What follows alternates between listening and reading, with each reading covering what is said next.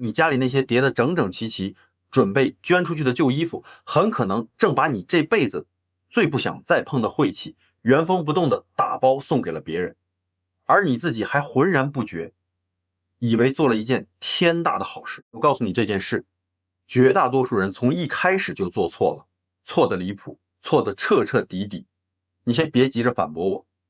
听我把话讲完，你就会明白，你捐出去的从来就不只是几件旧布料那么简单，你真正送走的是你过去好几年里一天一天积攒下来的衰气、病气，还有那些你想都不愿意回想的糟糕记忆。这话听起来可能有点刺耳，但你只要稍微动脑子想一想，从古人的智慧到现代人还能感受到的那些说不清道不明的规律，每一个角度都能印证这个道理。旧衣服这件事，表面上只是生活里一个小得不能再小的动作，可它背后牵扯到的东西比你以为的要深得多。它牢牢地关联着你整个人的气场状态，关联着你住的地方的风水格局，甚至还关联着你往后好几年的运势走向。我今天就跟你把这件事从根上彻底讲清楚。我们从最基础的地方说起。古人有一句话叫做形而上者谓之道，形而下者谓之气。这个气指的就是一切看得见摸得着的东西，包括你家里的房子、家具，你天天用的碗筷，摆在那儿当装饰的物件，当然也绝对包括你每天贴身穿着的衣服。这句话明明白白告诉我们，有形的东西一定会承载无形的能量，这不是什么玄学，这是几千年来那些真正有智慧的人对天地运行法则最基本的一种印识。我们中国人讲气讲了几千年了，中医里面讲气血，讲经络，武术里面讲气劲，讲内力，风水里面讲生气，讲煞气，八字命理里面讲的是五行之气的流动。那气到底是什么呢？用我们现在比较容易听懂的话来说，气就是一种能量状态，一种信息的载体，它你看不见也摸不着，可它就是真实存在的，它可以被传递，可以被积累，可以被转化，也可以反过来影响人的身体状态和运势格局。这个道理古人心里清清楚楚，只是我们现在的人把这些东西忘得一干二净了。现在我们回过头来看衣服这件事，一件衣服贴着你的皮肤，每天少说要穿6、7个钟头，多的时候10几个钟头。你开心的时候穿着它，难过的时候穿着它，生病发烧的时候也穿着它，你谈恋爱的时候穿着它，工作受挫被人骂得狗血淋头的时候还是穿着它。你以为衣服就是一块简简单单的布料，一件遮身蔽体的东西，你错了。衣服是一个完完整整的气的容器。这个观念在中国古代是有明明白白的脉络可以追寻的。古人对衣服的处理是非常郑重其事的，从来不会随随便便说扔就扔，说送人就送人。一件衣服，主人穿了很多年，它就与主人的气场产生了非常深的连接。古人太明白这个道理了，所以处理旧衣服是有讲究的，是有规矩的，是有特定时机的。可能有人马上要跳起来说了，这不就是迷信吗？衣服嘛，洗干净了不就什么都没了？我告诉你，这个问题问得非常好，但你的答案完全错了。洗衣服能洗掉的只是表面的污垢，洗不掉的是渗入到布料纤维深处的气场信息。我给你打一个你马上就能体会到的比方，一块磁铁，你拿清水冲一冲，能冲掉它的磁性吗？当然冲不掉。你要用高温加热，要用强电场才能消掉它的磁。气场的原理跟这个是相通的。一件被你穿了3年5年的旧衣服，那个气早就渗透到最里面去了。洗衣粉根本就处理不了这个问题。那气到底是怎么样跑到衣服里面去的呢？这里面有一个非常关键的细节，你必须弄明白。人体在古人的看法里是一个极其复杂的气场系统。我们身体里有12条经络，有360个穴位，有阴阳气的运行，有五行能量的流动。这些气不只是老老实实待在身体里面运作，它也会不停地向外散发，向外辐射。你身边一定经历过这种情况，有些人一走进来，你就感觉空气都变轻松了，而另外一些人一靠近你，莫名其妙就觉得压抑，喘不过气。这就是气场辐射最直接最实在的表现了。穿衣服就是让衣服长时间待在你的气场辐射范围里，衣服会吸收你散出来的气，再把它储存起来。这个过程每一天都在进行，一年一年地积累，从来不会停。还有更关键的一点，人在不同的情绪状态下散发出来的气是完全不一样的。这一点中医研究的特别透彻。人在愤怒的时候，肝气上逆，散发出来的是一种冲煞之气，直冲向上，破坏力非常强。人在悲伤的时候，肺气郁结，散发出来的是一种耗散之气，慢慢的把周围的正气一点一点消磨干净。人在生病的时候，正气不足，邪气弥漫，散发出来的是一种病秽之气。人在极度恐惧或者遭受了重大打击的时候，元气大伤，散发出来的是一种灰蒙蒙的衰败之气。这些气你以为散出去就彻底消散了？不，它们全被你穿着的衣服吸收掉了，被妥妥当地储存了起来。穿得越久，吸收的越深，经历的事情越多，里面存的气场信息就越复杂。这就是为什么有些旧衣服你放在衣柜里很久没动，偶尔翻出来会莫名其妙觉得心情一下子沉重起来。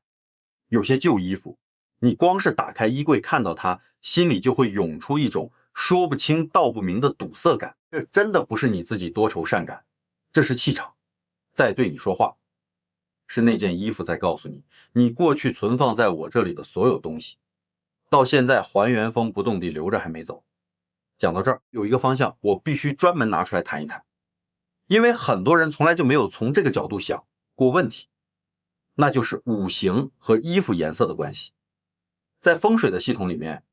有一个非常根本的概念，叫色彩即是气场。颜色不单单是你眼睛看到的视觉感受，它是一种波长，一种振动频率，恰好对应着五行不同的能量属性。这真的不是空谈。光谱里面不同的波长对应不同的能量，这是物理学的常识。我们的古人用他们那一套独特的观察体系，把颜色跟五行的能量做了非常精确的对应。这个智慧是几千年实践下来的结晶。绿色和青色属木，红色和橘色属火，黄色和土色属土，白色和金色属金，黑色和深蓝色属水。这个体系在古代宫廷的服饰制度里有非常系统的体现。皇帝要穿黄色的龙袍，不只是因为黄色好看，是因为黄色属土，土居于中央，有承载万物、稳定大局的气场属性。皇帝是天子，要承载整个天下，所以必须穿黄色，让土气加持他的气场。这个逻辑是非常严密的。回到我们普通人的日常生活，你穿什么颜色的衣服，就等于在持续不断的给你的气场施加那一种五行能量。穿对了就如同顺水推舟，你的气场会被加持；穿错了就如同逆水行舟，你的气场就会受到干扰。而旧衣服的颜色所对应的五行能量已经沉寂了好多年，这种干扰比新衣服要强烈得多。木命的人穿上绿色和青色的衣服，本来是在滋养自己的本命气场，理论上是很好的。但是你把穿了很多年的绿色旧衣服随便压在衣柜深处那个阴暗的角落里，那就非常不妙了。阴暗地方的木气会滋生湿气，湿木会生出腐气，反过来压制主人本身的木气生发，原本应该旺你的颜色，就这么变成了拖累你的东西。火命的人，红色是本命色，穿起来很旺，气场活跃，做事情容易有热情有冲劲。但我必须特别强调一种情况，如果你在一段感情失败之后穿过一件红色的衣服，那件衣服里积存的气场是非常非常特殊的。红色本身带着火热的旺气，但感情伤痛带来的心气郁结跟这股火热之气叠加在一起，就会形成一种情火郁结的负能量气场。这种气场你留着不穿，就是一种持续不断的干扰。你要是随便把它送给别人，更是一种无意的祸害。金命的人，白色和金色是本命的旺气色，穿对了事业运特别顺，有一种锐利清晰的气场，做决策果断，跟人交往既有距离感也有威严感。但是金会克木，你把穿旧的白色衣服送给一个木命的人，对方的木气马上就会受到压制。这种能量的转嫁是在你完全不知情的情况下发生的。水命的人，黑色和深蓝色是本命色，可是这里面藏着一个大多数人根本不知道的陷阱。深色系的衣服本身就是一个非常强力的能量吸收体，它会把周围所有的气场信息通通吸进来。水命的人情感细腻，思虑又深又重，情绪一波动，又容易把大量的负面气场压进黑色和深蓝色的衣服里。这一类旧衣服穿的时间越长，积得越深，处理的时候就需要比对待其他颜色的衣服更加谨慎。土命的人，黄色系是本命的旺气色。黄色的旧衣服如果长期压在衣柜最底层，受了潮发了霉土，就会变成湿土。这种湿土摆在你的家里，就等于养了一个实实在在的湿土煞。它不只是影响你一个人的气场，对整个家庭的气运都有一种持续的压制效果。而且这种压制偏偏是慢性的，不会让你立刻察觉到不对劲。等到你终于意识到问题的时候，往往已经很严重了。把颜色讲清楚了，我得回过头来把之前留着的一个尾巴好好补充一下。我前面讲过，衣服是气的容器，会储存你的气场信息。那么到底哪些衣服里面储存的气场信息最强烈呢？哪几类旧衣服在你动手处理的时候一定要最先拿出来，最优先去考虑呢？我来告诉你4种。第一种就是你生病时候穿过的衣服，特别是那段时间你生了大病住了院，长期躺在床上养病时候穿的，这类衣服里面积存了大量的病气和邪气。中医有一个概念叫做病邪留恋，说的就是大病之后你身体里面的邪气不会因为症状消失了就彻底清除干净，往往会有一部分残留在经络里，残留在气血里，久久不肯离开。衣服里残存的病气，道理跟这是一模一样的。你病好了，以为那个篇章就彻底翻过去了，可是那件衣服还挂在你衣柜里，病气也就还好端端的待在那儿。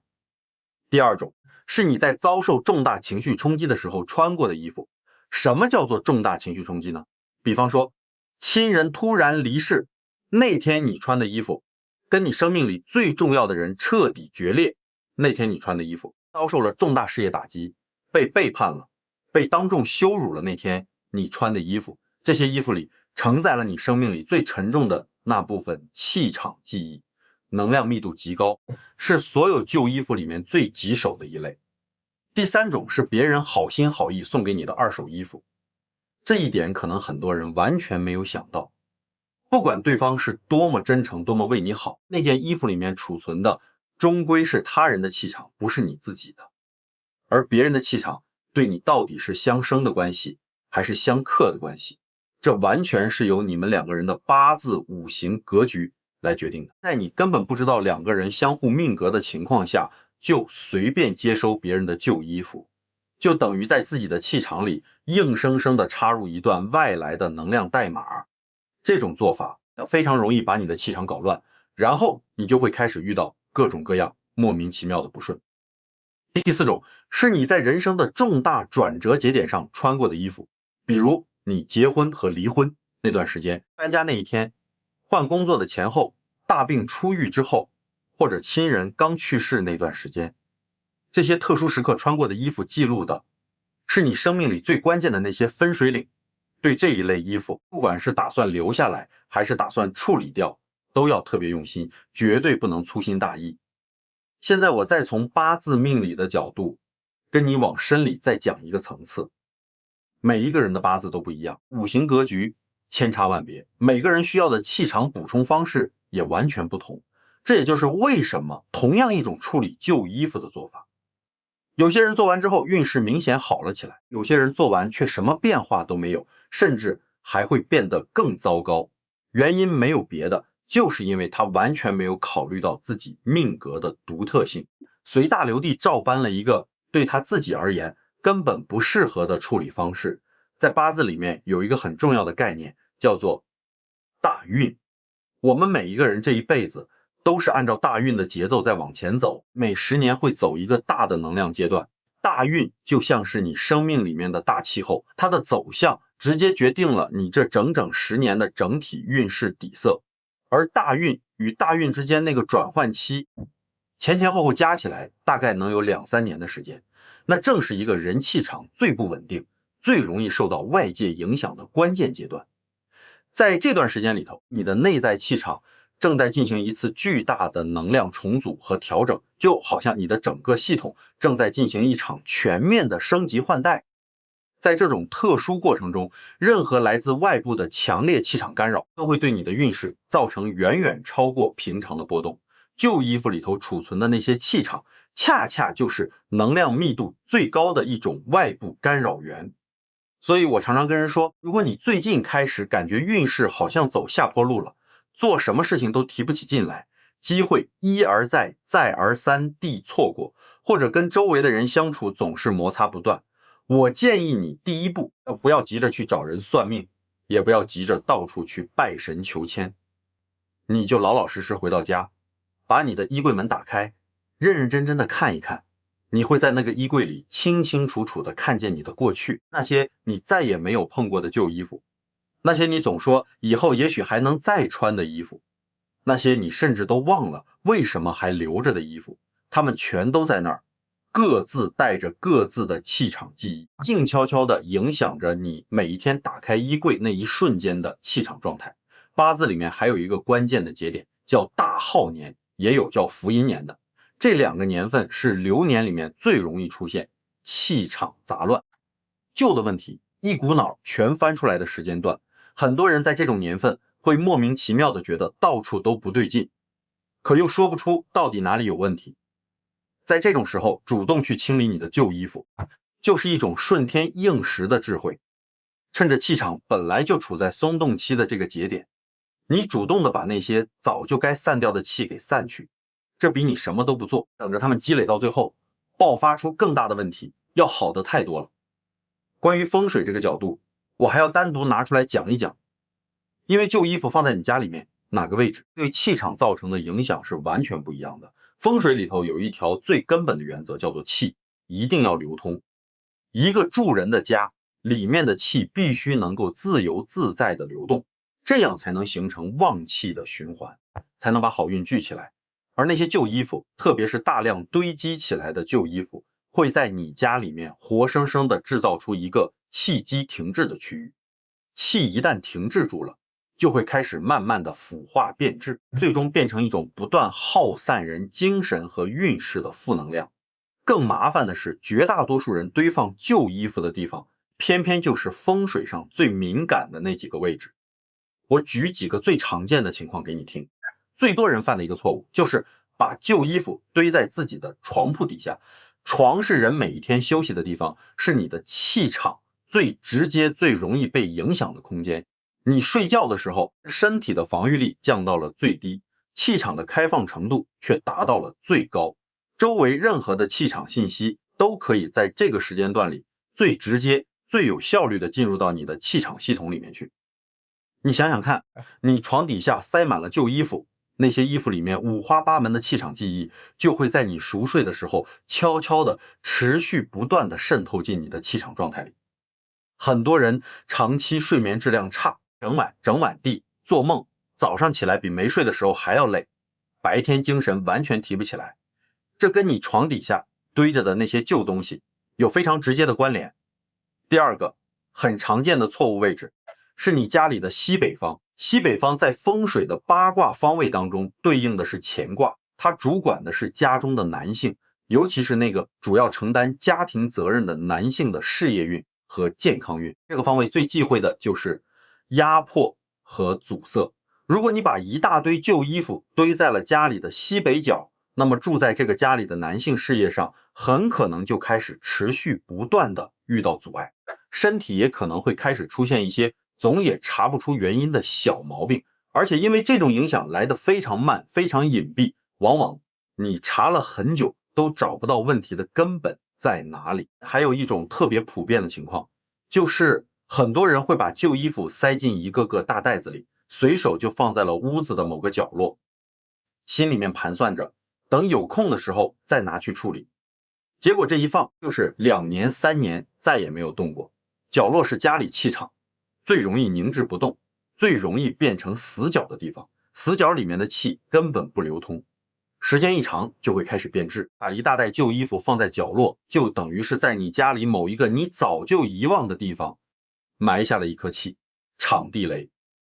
它不发作则已，一旦发作起来，那个影响是很大的。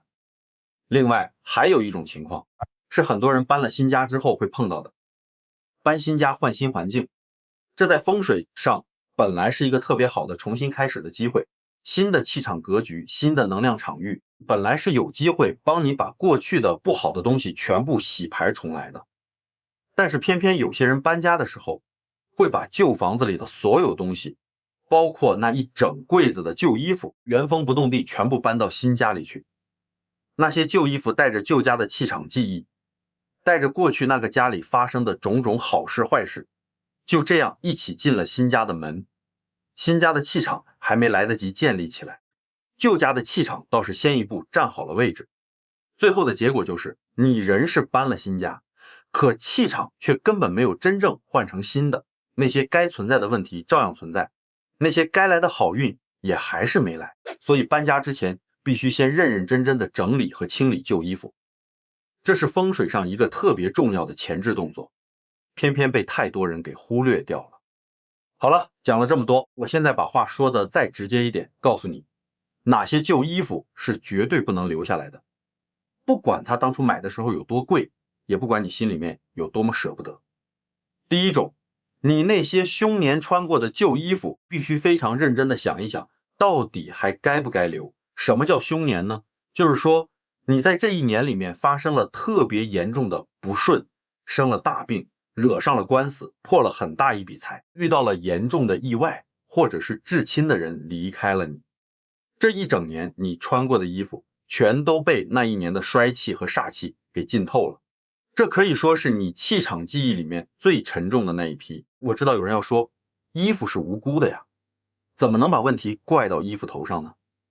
我不是在怪衣服，我是在告诉你一个你过去可能从来不知道的事实。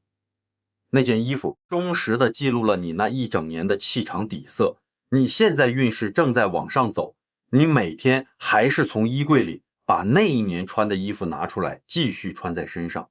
这等于就是你每一天都在主动的重复的去温习那一年的糟糕气场状态。你自己告诉我，好运到底要怎么才能进得来呢？第二种，那些已经有了破损或者沾上了顽固污渍，怎么洗都洗不掉的旧衣服绝对不能留。风水上有一句非常重要的话，叫做破败之物引衰败之气。破损的外形引发的是残缺不全的气，这种残缺的气积攒在家里面，时间久了就会开始一点一点的影响你整个家庭的家运，它会让你家里的事情总是差那么一口气，做什么都好像不够圆满，总在临门一脚的关键节点上出问题，这就是破败的东西，在气场这个层面上给你带来的持续消耗。第三种，颜色已经严重褪掉，看起来很旧很暗淡的旧衣服也必须处理掉。颜色是五行能量的一种直接表达，当一件衣服的颜色严重褪尽了，就代表这件衣服所对应的五行能量已经被消耗的差不多了，它剩下来的只是一个气场的空壳子，但是这个空壳子绝对不会老老实实的保持中性，它会像一个气场的真空地带一样，开始自动的去吸附周围离它最近的那些能量，用来填充它自己。这种随机吸附来的能量到底是好的还是坏的，完全不受你的控制。第四种，你过去的伴侣留下的，或者你在某一段特别痛苦的感情中穿过的衣服，必须彻彻底底的处置干净。感情可以说是人这一生当中气场纠缠得最深，持续时间最长的一种连结。你们两个人在一起的时候，气场是深度交融的，你的气沾到了他的身上，他的气也沾到了你这边，就像两棵树的藤蔓一样，紧紧地缠绕在一起。分开之后，那段气场纠缠的记忆会大量的残留在你们当时穿过的衣服里面。你以为这段关系早就结束了，但只要那件衣服还留在你的衣柜里，那段气场的连结就还没有真正的断干净。很多人的感情运势迟迟没有办法重新干净的启程，根源往往就藏在这个地方。讲到了这儿，我得把那个最关键的部分告诉你了，那就是旧衣服，到底该怎么正确处理才最妥当？这件事绝对不能一刀切，你必须按照衣服不同的气场状态来分门别类的去对待。我一种一种的把方法教给你。第一种是那些相对普通的旧衣服。什么叫普通呢？就是穿了好几年，上面没有附着什么特别强烈的气场记忆，单纯就是穿旧了，款式不适合了，或者你不再想穿了。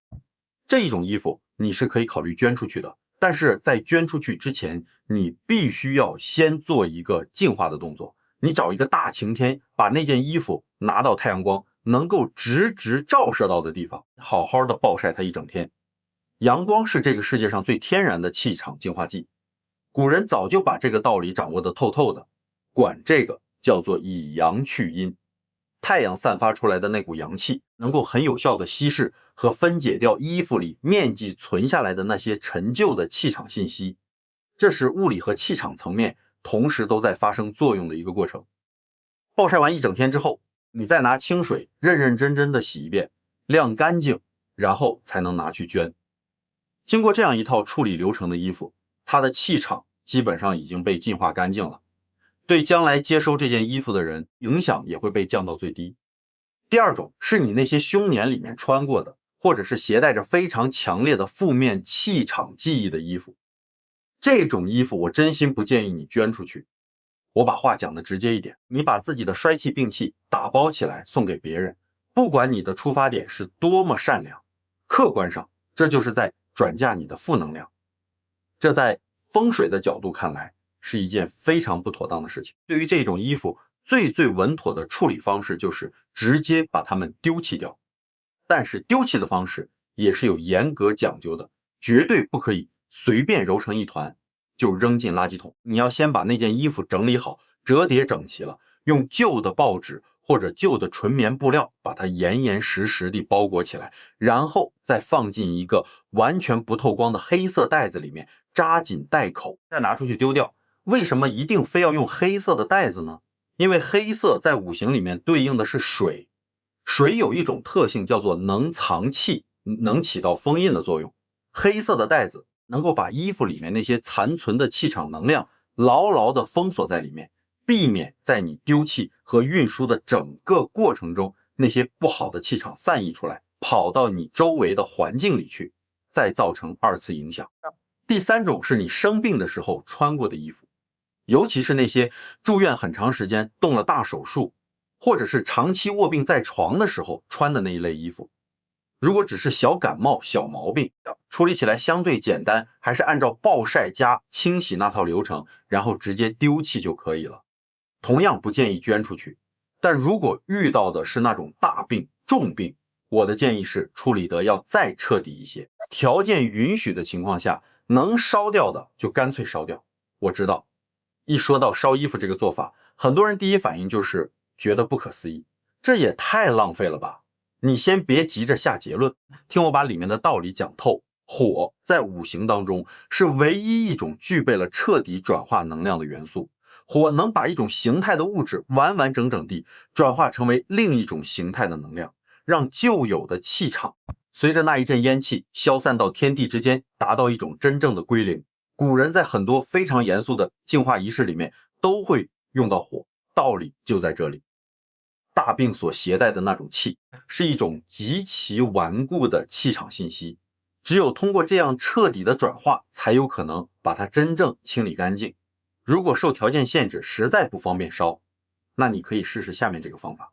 先把衣服放在大太阳底下连续暴晒3天，然后用大量的粗盐仔细的搓洗这件衣服。粗盐在风水上一直具有非常强烈的气场净化功效，这在古代的祭祀和净化仪式里是非常普遍的一种应用。用盐搓洗完之后冲洗干净，彻底晾干，再用纯白色的纸把它包裹好，装入黑色袋子，最后拿去丢弃。第四种是你前任留下的，或者在那段感情伤痛中穿过的衣服。处理这种衣服，我有一个比较特别的建议，你先静下心来听一听，不要觉得奇怪。在你真正动手把这件衣服处理掉之前，我建议你先做一个小小的告别。你找一个安静的时间，把那件衣服拿出来，放在你的面前，静静的就那么看着它，用心去感受一下那段已经过去了的时光。然后你对自己也对那段已经结束的关系清清楚楚的说一句，该结束的到这里就结束了。说完之后，你再把衣服折好，拿出去暴晒，用盐水洗涤，最后按照流程处置掉。为什么一定要加上这样一个过程呢？因为气场的彻底转化绝对少不了你心念的参与。你的心念就是你整个气场系统的总指挥。如果你的内心深处对那段关系还有执念，还有一些没有真正化解掉的情绪，那就算那件衣服在物理上已经消失了，你们之间气场的纠缠依然还会存在。因为纠缠真正的根源是在你的心里从来就不在那件衣服上。这个告别仪式的意义就是为了帮助你自己的心念去完成一次清晰而有力的切割，让你的心跟你的气场能够同步地归零，让你那颗心的运势入口真真正正的打开。第五种是已经过世的亲人遗留下来的衣服，这一种情况最需要谨慎对待，绝对不能一刀切的处理。如果这位亲人是正常的寿终正寝，走的时候非常安详平静，那他留下来的衣服带走的是岁月的沉淀气场，还有那份亲情的连结，这其中是包含了一定的正面传承能量的。你是可以选择保留下来几件的，但前提是你必须把它们存放在通风良好、光线充足、有阳光能照到的地方，千万不能把它们压在阴暗潮湿的角落里。如果这位亲人是因为意外等非正常情况离开的，或者走之前经历了很多的痛苦和折磨，那他遗留下来的衣服里面积存的那种气场就会非常的复杂和沉重。为了保护还在世的家人，最稳妥的办法就是恭恭敬敬的委托有经验的人，做一个简单的净化仪式，或者在一个传统的节气日里，以焚化的方式心怀敬意的把它们处理好。时机在所有这类事情里头都是一个极其核心的概念。古人那64卦，每一卦讲的其实都是时机，什么时候你该往前走，什么时候你该停下来，什么时候你该做出转变。同一件事情，你在对的时机去做，跟你在错的时机去做，得到的结果往往就是天差地别。整理和处理旧衣服，同样也有它最适合的时机。第一个，最好的时机是在农历的年尾，也就是除夕之前的那一小段时间。在这个时间点上，家家户户都在大扫除，但绝大多数人扫掉的都只是表面那层灰尘，衣柜里的旧衣服从来都是原封不动的。其实在天地气机这个更深的层面上，年底这段时间正好是旧气消退，新气快要升起来的能量转换期，整个宇宙的气候本身就在进行这么一场自我归零和重置。你在这种时候去处理那些旧气场的载体，就是在主动的顺应天地的节奏，处理完之后的效果会比平时好上很多。第二个好时机是你自己大运转换的那个时间段，我前面已经讲过了，大运转换前后那2-3年是你气场最不稳定，但同时也是旧气场最容易被触动、最容易被清除的黄金阶段。你在这个时候主动去清理旧衣服，就是在顺势借力，让你那些早该散掉的气场，借着大运转换这股强大的气机，顺利的散掉。第三个好时机就是你人生马上就要进入一个全新阶段的前夕，比如你准备结婚之前，把跟过去所有旧感情相关的东西都清理干净；你准备搬家之前，把旧家那些早就不穿的旧衣服全部处理掉；你准备换一份新工作之前，把过去在旧工作里穿的那些职业装好好清理一遍。大病初愈之后，马上把你生病期间穿过的所有衣物通通清理掉。你人生中的每一次全新的起点，都应该伴随着这么一次对旧气场的彻底清理，让你那个全新的阶段真正的从一个干净的气场状态开始。反过来，也有几个时机是特别不适合去处理旧衣服的。一个是丧期之内，也就是家里刚刚有亲人过世之后不久的那段日子，这个时候整个家庭的气场都处在一个极其敏感脆弱的状态里，这个时候你贸然去大动家里的旧物，很容易引起气场上的额外波动。另一个是在你自己的情绪极度低落、心神特别不宁，或者身体非常不舒服的时候，也不适合去处理旧衣服。理由我前面已经反复讲过了，你的心念是气场的总指挥，当你整个心念都处在一个极其负面的状态时，你在处理旧衣的过程中，很可能把你当下的那股负面气场也一并注入到了那些旧衣服里，然后这些被你新注入了负面信息的旧衣服再被你带到别的地方去，反而扩大了负面气场的影响范围。旧衣服按照我说的方法处理好了之后，很多人就以为整件事算是做完了，其实你只做完了一半。你辛辛苦苦把旧气场清理出去之后，还有一件同等重要的事情，你必须马上去做，那就是把新的好的气场给主动引进来。这两个动作缺一不可，前后顺序也不能颠倒。如果你只做了前面这一步，而没有主动去做后面这一步，那么你的衣柜、你的生活空间就会出现一个气场的真空地带，而一个气场的真空地带是绝对不会老老实实就那么空着的，它会马上开始自动运作，去吸附周围离它最近的那些能量最强的气场来填充它自己。至于吸过来的那个气场到底是好是坏，你就完全没有主导权了。所以在清理完旧衣服之后，我建议你马上就去做3个收尾的简单动作。第一个动作，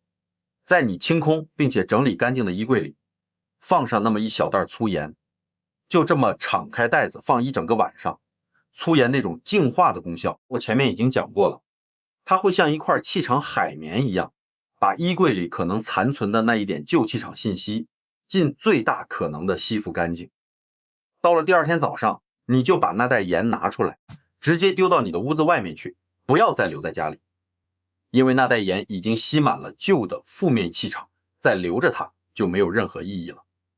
第二个动作，你去挑一件颜色鲜亮明快，让你一看到就觉得精神为之一振的新衣服，一定要注意，必须是全新的，不是旧衣服。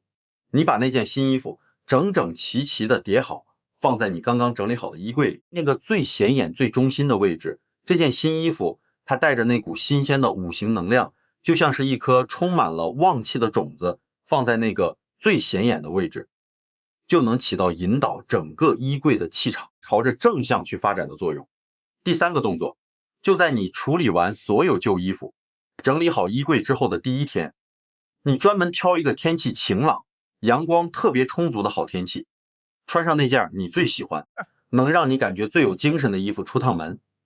去一个你一直觉得能量场特别好，待在那儿就特别舒服的地方，安安静静的待上一段时间。做这一步的最终目的就是完完全全的运用你自己身上那股最充沛的阳气和正气，来作为你全新开始的能量起点。这等于是在给你的整个气场系统发出一个无比清晰的正向指令，明明白白的告诉他，旧的已经彻彻底底走了，新的篇章正式开始了。你必须把这3个收尾的动作全部做圆满了，才算是完整的完成了一次对旧衣气场的清理和全面更新。少了最后收尾这一步，你前面的所有工作就只完成了一半，最终的效果自然是要打上一个大折扣的。说到这儿，我想把这个话题再往更深的一个层次去提升一下。古人那第一卦是乾卦，乾卦的卦辞很多人都能随口念出来，天行健，君子以自强不息，这8个字被后来大多数人简单的理解成了要努力、要勤奋。但是我告诉你，这样的理解只停留在了最浅的表层。自强不息这4个字，它最深层的含义是要你持续不断的去更新你自己的状态，持续不断的让你的气场保持一种高度的活力和流动性，持续不断的去突破你过去的那些局限，让你的整个生命都在持续的往上生长，而不是一直停在原地，死死抱着那些旧有的东西，怎么都不肯撒手。一个衣柜里面被旧衣服堆得满满当当的人，往往也是一个在内心深处舍不得跟过去彻底告别的人。那些旧衣服里装着的到底是什么呢？是某一段过去了就再也回不来的岁月光景，是某一段感情的痕迹，是某一段风光时刻的记忆，又或者是某一道刻在心里的伤痛的印记。你舍不得丢掉它们，不仅仅是因为你觉得可惜，更根本的原因是你内心深处的某一个部分还不愿意，还不舍得跟那段过去做一个彻彻底底的切割。但是古人告诉我们的道理是，时间在不停的流动，气在不停的流动，人的生命本身也必须是一种流动的状态。天行健，天是永远在那里刚健的运行着的，它从来不会为任何人而停下来。你过分的执着于过去，就是用你那已经被固化了的旧气场，硬生生的挡住了新的充满生机的气场流进来的那条通道。古人有一个卦叫做革卦，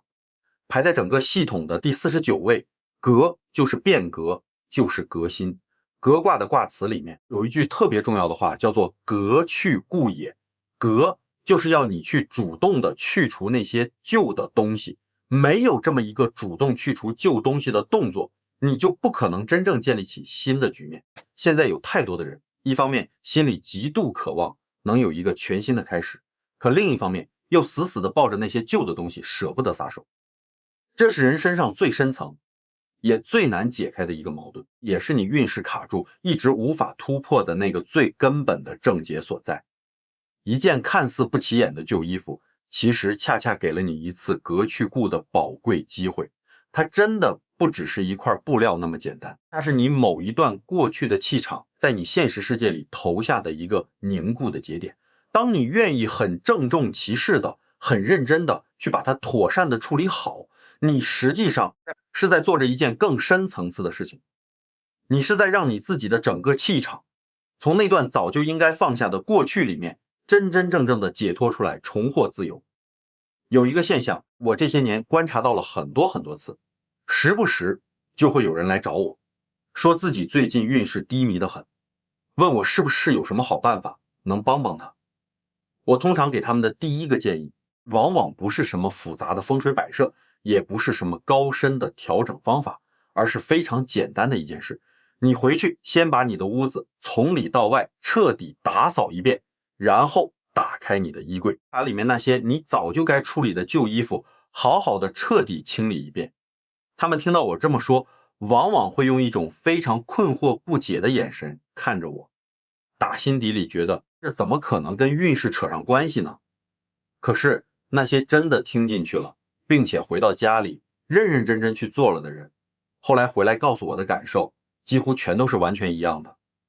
他们说在自己彻底整理完了之后，整个人的感觉一下子就变得轻松了，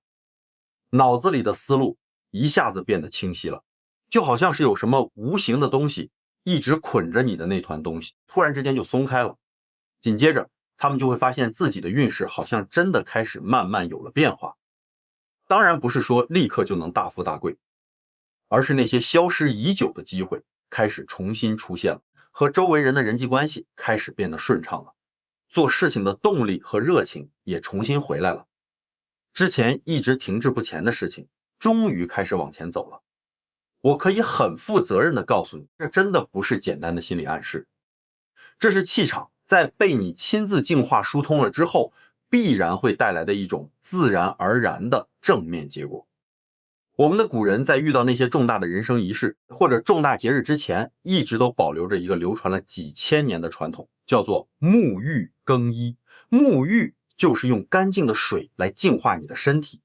更衣就是要你换上一身全新的或者是干净的衣物。这个传统从至高无上的天子到普普通通的老百姓，从喜庆的婚嫁到庄严的祭祀，几千年间从来就没有中断过。因为古人心里太明白了，你要进入一个全新的人生重要阶段，你要去迎接一个重大的转变，你必须要先完成一次对自己气场的彻底净化和更新。旧衣服换新衣服这件事的意义，可绝对不只是仪式感而已，这完完全全是你对自己气场状态一次最主动、最直接的切换。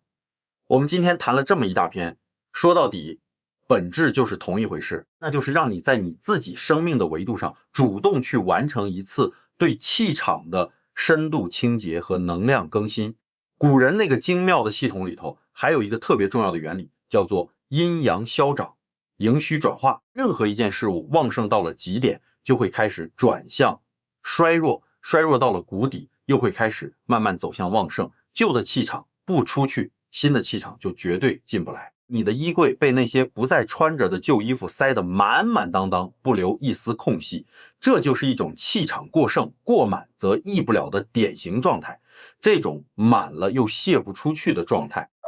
气场马上就会开始腐化，会开始滋生出各种各样你意想不到的问题。你主动去清理这些旧衣服，就是主动的在你那儿堵得严严实实的气场壁上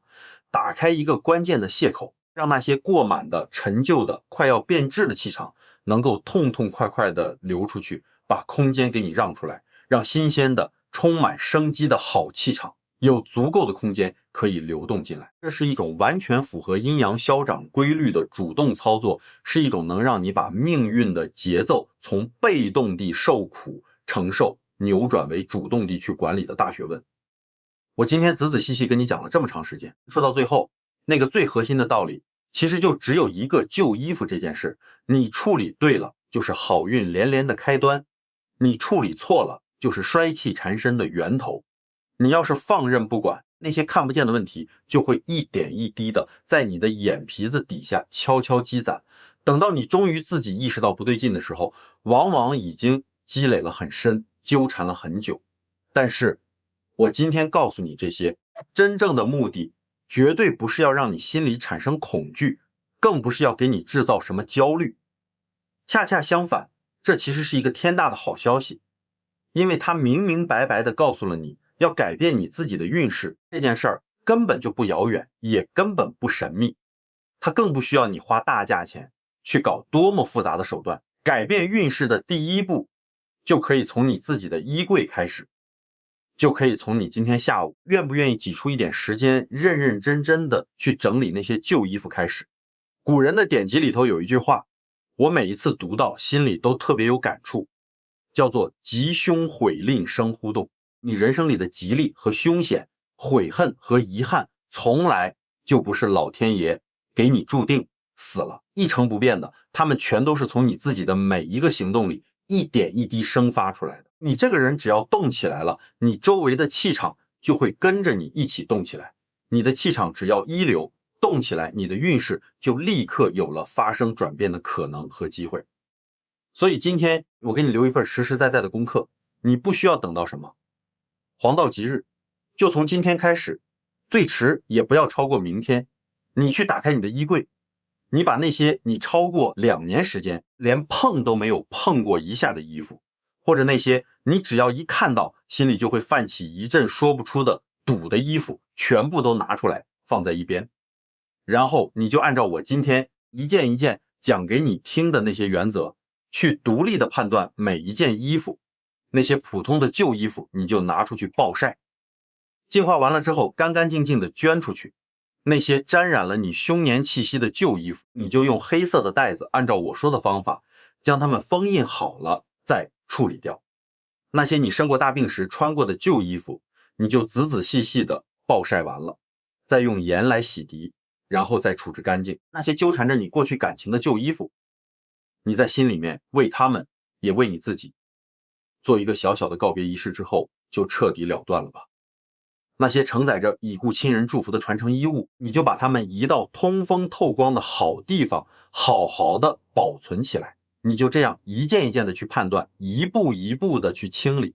最后呢，再把我教给你的那3个收尾的小动作，诚心诚意的做完，让你做的这整件事情能够有一个完完整整的圆满收场。当你把这一切全部都做完了之后，我请你不要抱着那种明天就要发大财的不切实际的期待，但是你一定会非常清晰地感受到那份变化的。那是一种你整个人从里到外都好像一下子开始变轻了的感觉，是你的整个气场终于被疏通了，又开始重新缓缓流动起来的感觉。再然后呢，你就会发现那些美好的事情会开始一件接一件地慢慢的在你的生活里跟上来。这其实就是那些古老的智慧能够送给我们每一个人最踏实最诚恳的礼物了。它不是那种天花乱坠的预言，它只是在教你怎么样去顺应天地之间那股真实不虚的能量。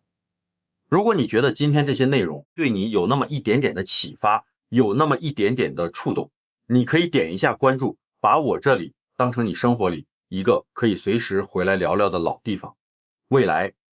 还有更多像这样跟你生活里的大事小情息息相关的实在道理，我会一件一件地慢慢的讲给你听。